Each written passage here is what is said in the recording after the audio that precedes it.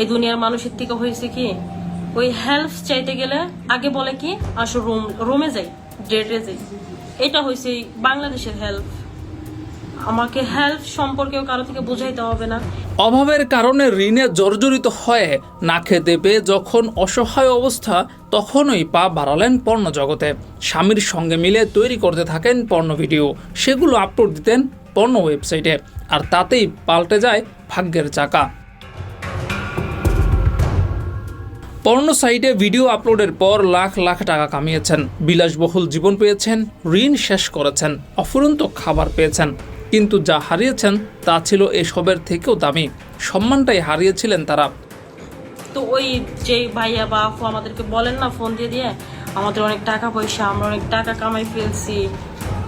আমরা যদি অনেক টাকা কামাইয়েই ফেলি, তো আপনারা অসৎ পথে যদি এত টাকা কামানো যায়, তাহলে আপনারা সৎ পথে যে এখানে বসে থাকছেন। নাদিয়া আক্তার বৃষ্টি বাংলাদেশের একজন পর্ন তারকা, যিনি স্বামীর সঙ্গে মিলে পর্ন ভিডিও তৈরি করতেন এবং সেসব ভিডিও আপলোড করতেন পর্ন সাইটে। সকল ভিডিওতেই মুখ খোলা অবস্থায় ছিলেন তিনি। নাদিয়া যে ভুল করেছেন সেটা বুঝতে পেরেছিলেন। মানুষের সমালোচনার মুখে পড়ে নাদিয়া লাইভে এসে স্বীকার করেছিলেন নিজের ভুল এবং জানিয়েছিলেন তারা ভালো হতে চান। আমাদের ভুল হয়ে গেছে।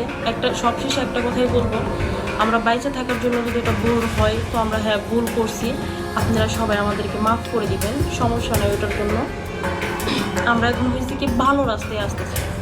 তো অপরাধ হইলে অপরাধ হয়েছে, এখন তো ওইটা আর চাইলেও আমরা করতে পারবো না।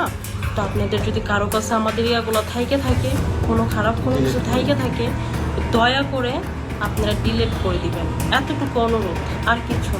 অবশ্য অনেকেই বলেছেন